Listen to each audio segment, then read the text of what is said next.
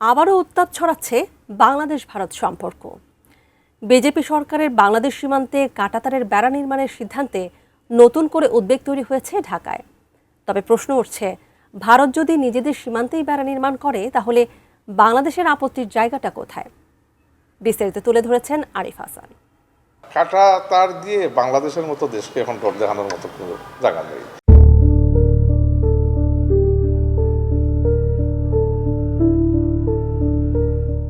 দুই বছর ধরে চলা কূটনৈতিক টানাপোড়েন, পশ্চিমবঙ্গের মসনদে বিজেপির অভিষেক এবং মুখ্যমন্ত্রী শুভেন্দু অধিকারীর ৪৫ দিনের আলটিমেটাম, সব মিলিয়ে বাংলাদেশ ভারত সীমান্ত এখন দক্ষিণ এশিয়ার ভূরাজনীতির সবচেয়ে উত্তপ্ত বিন্দু।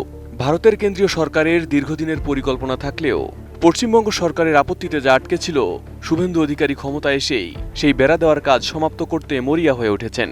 আর এই সীমান্তে উদ্বেগ বেড়েছে বাংলাদেশের সীমান্তবর্তী এলাকায়, উদ্বেগ বেড়েছে নীতি নির্ধারণী মহলেও। কিন্তু প্রশ্ন হলো, ভারত যদি তাদের সার্বভৌমত্ব রক্ষায় নিজের সীমানায় কাঁটাতারের বেড়া দেয়, তবে ঢাকার আপত্তির জায়গাটি ঠিক কোথায়?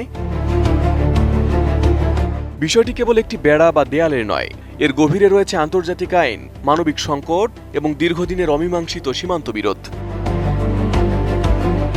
বাংলাদেশের প্রধান উদ্বেগের জায়গাটি হল সীমান্তের নোম্যান্স ল্যান্ড। ১৯৭৫ সালের দ্বিপাক্ষিক সীমান্ত প্রতিরক্ষা নীতিমালা অনুযায়ী প্রকৃত সীমান্ত রেখা থেকে উভয় দেশের ভেতরের দিকে ১৫০ গজ পর্যন্ত কোনো স্থায়ী প্রতিরক্ষা স্থাপনা নির্মাণ করা নিষিদ্ধ। ভারত যখন তার সীমান্তের ভেতরে ১৫০ গজ ছেড়ে বেড়া দেয়, তখন বাংলাদেশের আইনি কোনো আপত্তি থাকে না। কিন্তু পশ্চিমবঙ্গের অনেক জনবহুল সীমান্ত এলাকায় ভারত চায় সরাসরি 0 পয়েন্ট বা সীমান্ত রেখার উপরেই বেড়া দিতে। আর এতেই বাংলাদেশের সার্বভৌমত্ব এবং আন্তর্জাতিক আইনের ব্যত্যয় ঘটে বলে মনে করে ঢাকা। উন্নত মানের কাঁচামাল, আরআইএল অ্যাঙ্গেল এন্ড চ্যানেল। এখন কাঠের দিন শেষ, আরআইএল এর বাংলাদেশ। সীমান্তের অনেক জায়গায় দেখা যায় বাংলাদেশের কৃষকদের জমি বা ঘরবাড়ি একেবারে 0 পয়েন্ট লাইন পর্যন্ত বিস্তৃত। ভারত যদি ১৫০ গজের নিয়ম না মেনে 0 লাইনে বেড়া দেয়, তবে অনেক বাংলাদেশি নাগরিক তাদের নিজেদের আবাদি জমি থেকে স্থায়ীভাবে বিচ্ছিন্ন হয়ে পড়ার ঝুঁকিতে পড়েন। ঢাকা বলছে, ভারত যদি নিয়ম মেনে ১০০ গজ ভেতরে বেড়া দেয় তবে কোনো সমস্যা নেই, কিন্তু 0 লাইন ফেন্সিং করার অর্থ হল বাংলাদেশের স্বার্থকে ক্ষুণ্ণ করা। বিশ্লেষকরা বলছেন, পশ্চিমবঙ্গের নতুন মুখ্যমন্ত্রী শুভেন্দু অধিকারী তার পুরো নির্বাচনী প্রচারণায় অনুপ্রবেশ ইস্যুকে প্রধান অস্ত্র হিসেবে ব্যবহার করেছেন।